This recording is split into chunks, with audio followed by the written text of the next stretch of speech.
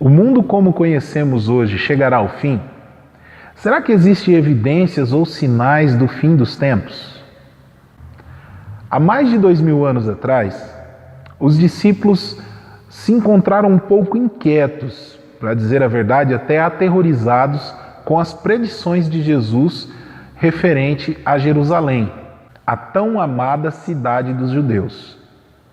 Jesus prevera que esta cidade seria destruída, o que para eles já era o final dos tempos por si só. Então um dia, aos pés do Mestre, no Monte das Oliveiras, os discípulos fizeram a seguinte indagação: Mestre, diga-nos quando sucederão essas coisas e quais são os sinais da tua vinda e da consumação dos séculos.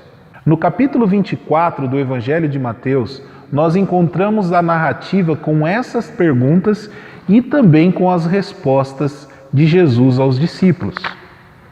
O que eles não sabiam é que essas respostas estavam ligadas a um futuro muito mais distante do que eles imaginam. Ao analisarmos as respostas de Jesus, nós temos que levar em consideração que Jesus estava respondendo a duas indagações: quando sucederão essas coisas e quais seriam os sinais da sua volta e da consumação dos séculos. No capítulo 24 do Evangelho de Mateus, também tem outra coisa que nós devemos levar em consideração. No versículo 6, Jesus diz o seguinte aos seus discípulos: E certamente ouvireis falar de guerra e rumores de guerras. Vede, não vos assustei, porque é necessário assim acontecer, mas ainda não é o fim. Ou seja, a consumação dos séculos não se daria por eventos isolados por si só.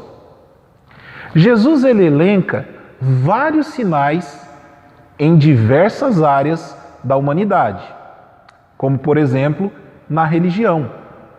No versículo 5 do capítulo 24, Jesus diz o seguinte aos discípulos: Porque virão muitos em meu nome dizendo, eu sou Cristo, e enganarão a muitos. E ainda no versículo 24, ele diz assim: Porque surgirão falsos cristos e falsos profetas, operando grandes sinais e prodígios para enganar, se possível, os próprios eleitos. O mundo já viu várias dessas figuras emblemáticas, alegando ser o próprio Filho de Deus, como por exemplo Jim Jones, que era um líder religioso de uma igreja na Califórnia, ou até mesmo Michael Koresh, no Texas, e também Marshall Applewhite, e isso só nos Estados Unidos, sem levar em conta outras personalidades que alegam ser o próprio Filho de Deus pelo mundo afora. Ainda temos várias religiões misticistas que têm crescido muito ultimamente, dividindo opiniões no meio religioso, levando as pessoas a acreditarem que não existe uma verdade presente. O Mestre ainda elencou as guerras como sendo sinais do fim dos tempos.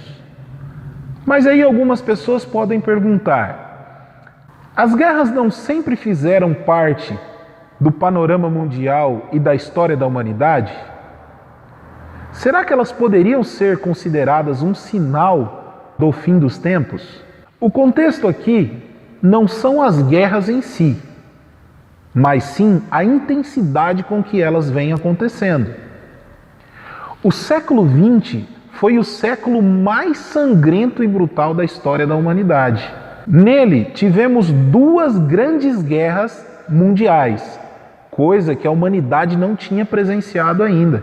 E ainda agora, no começo do século XXI, já estamos sendo assediados por vários rumores de conflitos internacionais que podem desencadear um novo conflito global, tirando assim a paz dos líderes mundiais e dos habitantes do planeta. Um texto do livro de Apocalipse ainda reforça a sentença sobre os que destroem a terra. Em Apocalipse capítulo 11, versículo 18, o anjo faz uma revelação a João com relação à sentença do fim dos tempos. Ali ele diz assim: na verdade, as nações se enfureceram.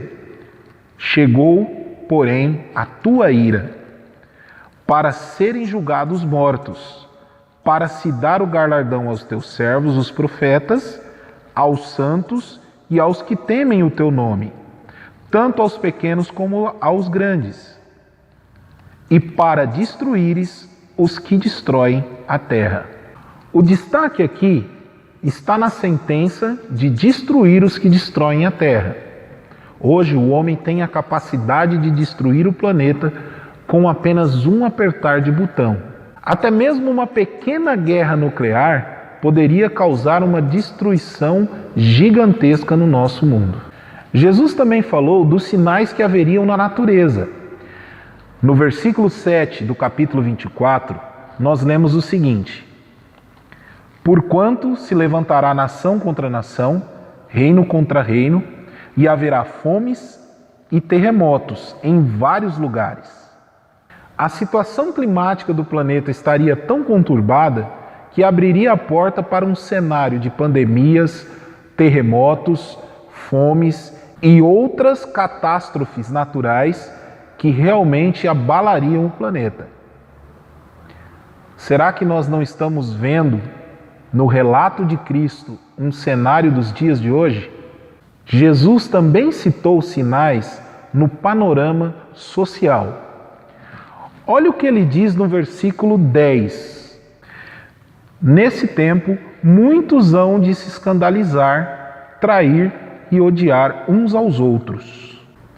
E Paulo, na sua segunda carta a Timóteo, ainda faz uma revelação bem mais forte.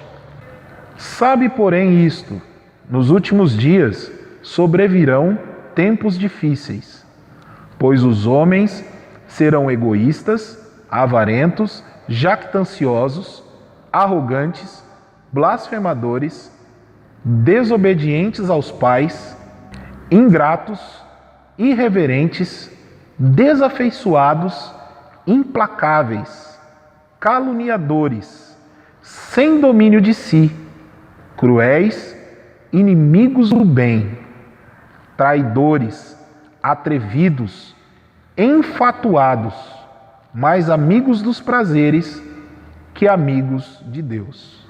Estaria Paulo fazendo um retrato dos dias de hoje?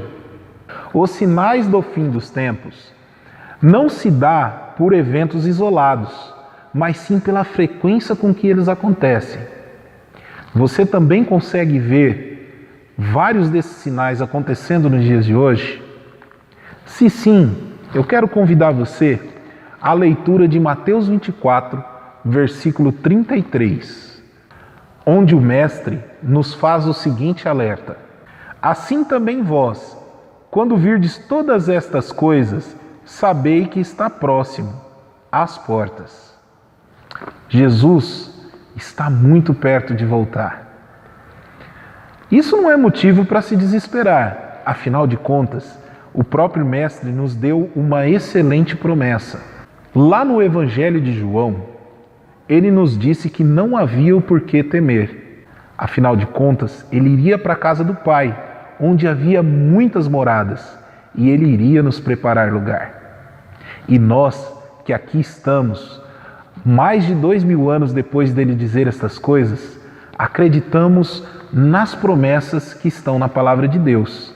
Em 2 Pedro, capítulo 3 e o versículo 13, nos é apresentada uma promessa da qual os discípulos tinham plena confiança do seu cumprimento. E ela foi passada a nós. Nós, porém, segundo a sua promessa, esperamos novo céu e nova terra, nos quais habita justiça. E você, quer crer também?